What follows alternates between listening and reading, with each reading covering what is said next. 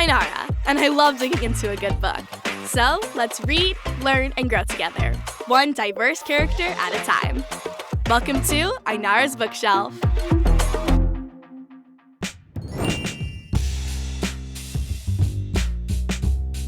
Oh, hey, I'm just finishing off my morning oatmeal. Wow, it's beautiful outside. You know, a book involving nature seems fitting for today. Maybe one by an established author? Hey, this one is great.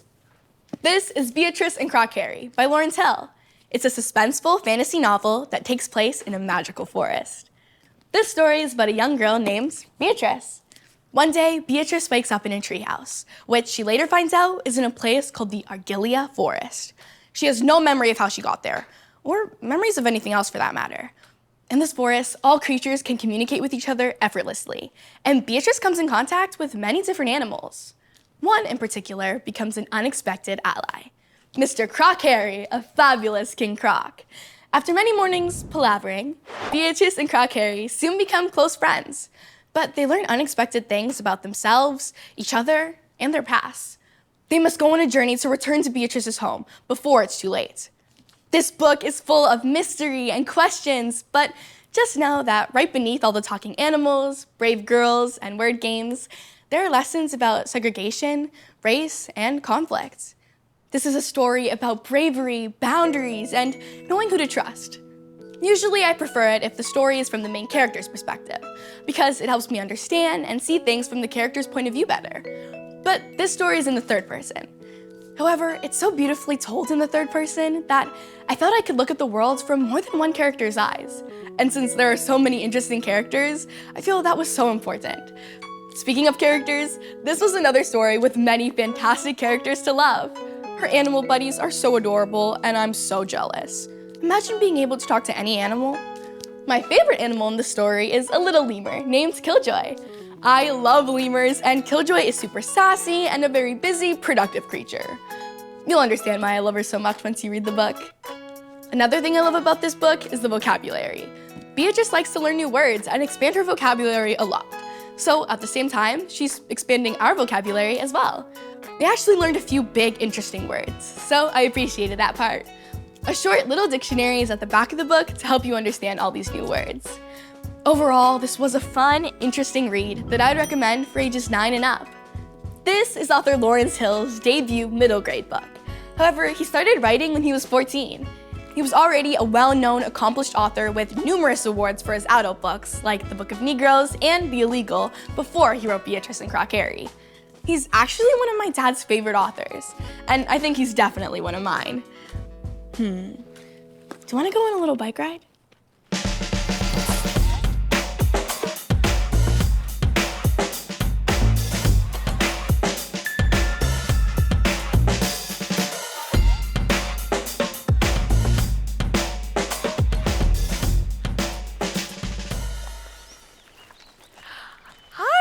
Hello, Ainara.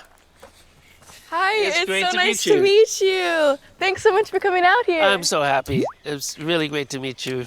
I'm a huge fan. I'm a fan of yours. We're on the same page. So, Mr. Hill.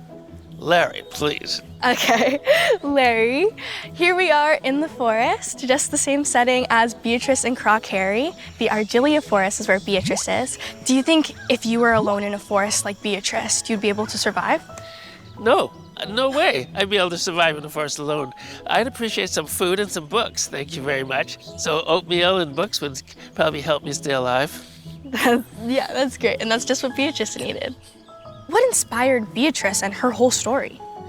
Well, when I was a boy, my father, his name was Daniel Hill, he told fantastic and impossibly entertaining bedtime stories. And then when my children started coming along, and I have 5, I wanted also to tell really good bedtime stories. So my youngest is Beatrice. So I would tell her bedtime stories about a fictional Beatrice who was always dueling with a crocodile who wanted to have her for breakfast. And another kid might have been terrified by this concept that a crocodile is trying to kill her. But Beatrice, my daughter, loved these stories about a fictional Beatrice who was always narrowly outsmarting a crocodile and narrowly avoiding the jaws of death. And so loved these stories that she made me promise that one day I'd turn them into a novel.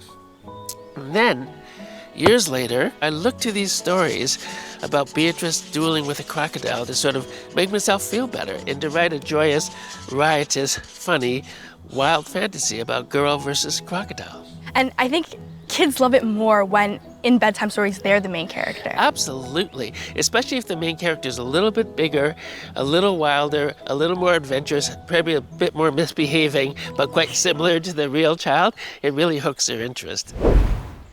So now let's palaver a bit. Speaking of palaver, which is one of the incredible words in this book, there's so much wordplay. There's real words, but also really fun made-up words.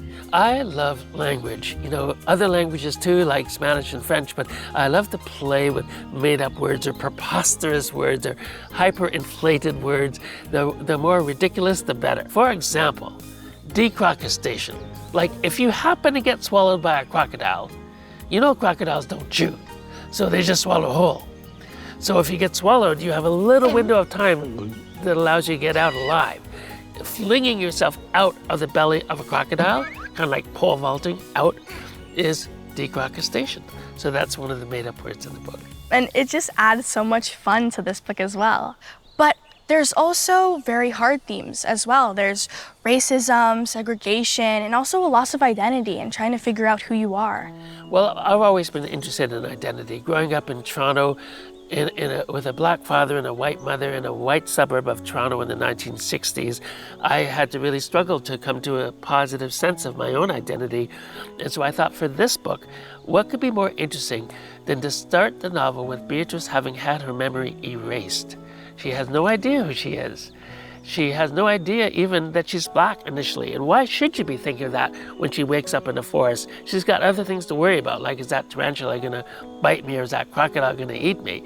And so Beatrice, because there are no other human beings around in this forest, she's got to rediscover her identity with the help of Croc Harry and Fuzzy the tarantula and Killjoy the lemur and Horace Harrison Jr. the third, the rabbit, the speckled rabbit, introduces her to notions of segregation, of the mistreatment of rabbits just because of the way they're speckled. And I think one of her obstacles is finding trust. There's this huge crocodile, Croc Harry, and she learns to warm up to him and trust him. Why did you think that trust was such an important part of this book?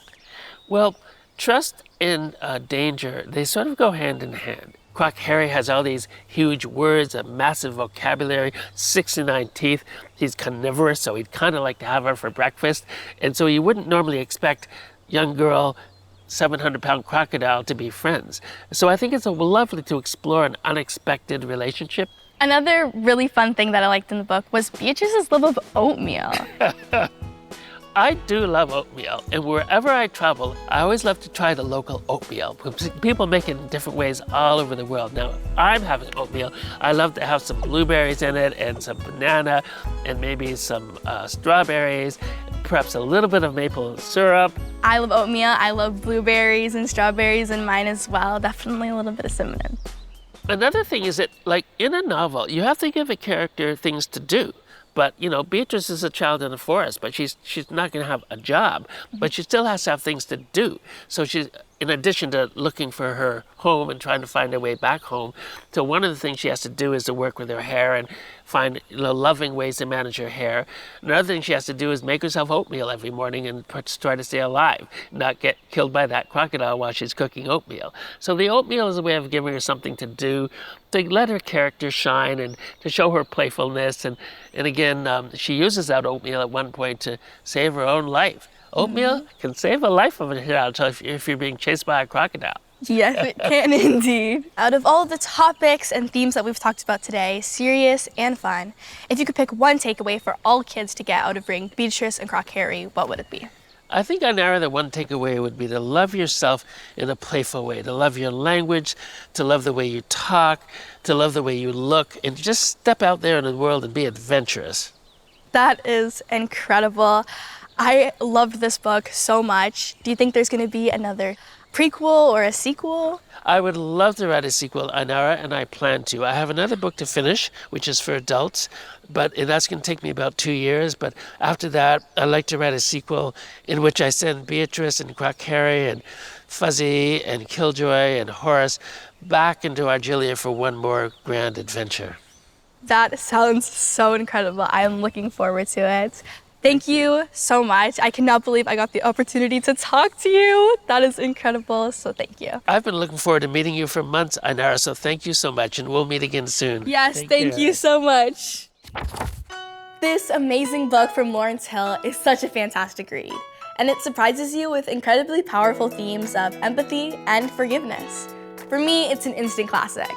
I hope you love it as much as I do. And I hope to see you here in my book loft to talk about another great book and meet another great guest on Ainara's Bookshelf.